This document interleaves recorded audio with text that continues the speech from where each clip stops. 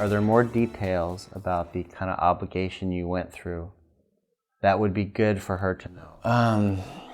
I think that my reaction Saturday afternoon was more of just an explosion of all the built-up resentment. And so it was less about wanting Nate to get his hair washed, or, you know, that whole, and so I guess said that, and you know,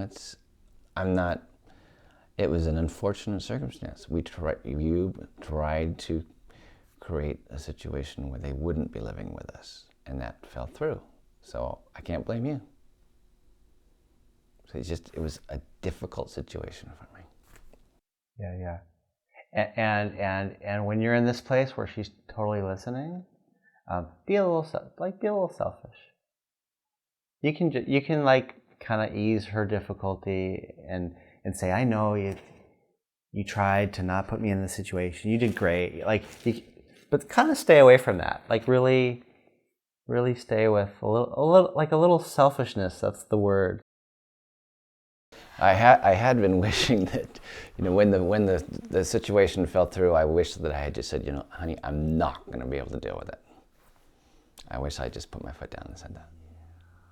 Because the damage that I think that occurred because of it is not worth it. Maybe I just didn't know how hard it was going to be for me. I think you knew. I think you told me, and that's why we tried to come up with a different solution. And investigate further his pain about that. That's painful that he didn't know and didn't say something.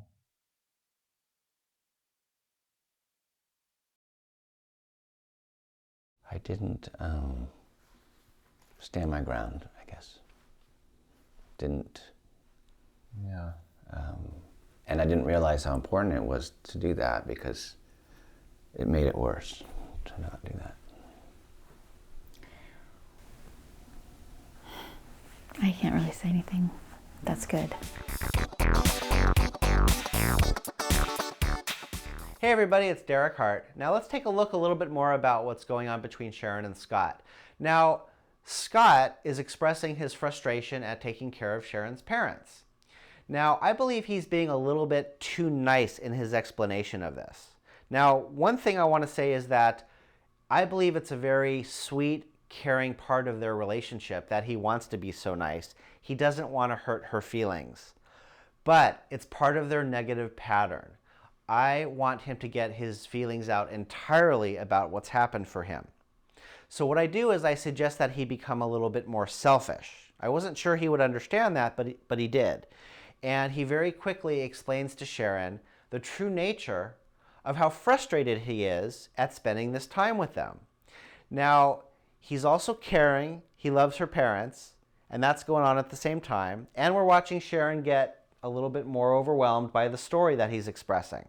But remember, we're having Scott talk and get his feelings out, and we're having Sharon listen. We will switch soon because Sharon's getting more and more frustrated. And we'll see here basically at the end where she says, I can't say anything good. That's very descriptive of exactly what's going on with her. She's overwhelmed, and it's time for her to talk. So I make the switch, but getting the whole story out, having Scott share the whole thing is critical for them to break the pattern between them. You're over here hurting about... Well, do you want me to say?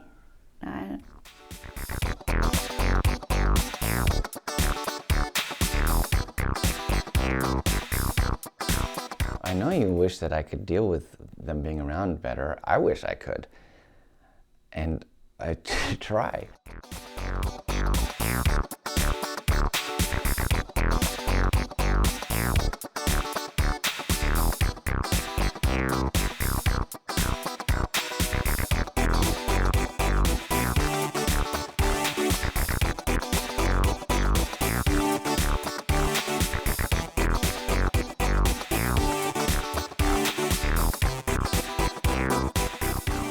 I'd love to hear your comments on this video, and if you answer these questions with your partner, let me know what you learned.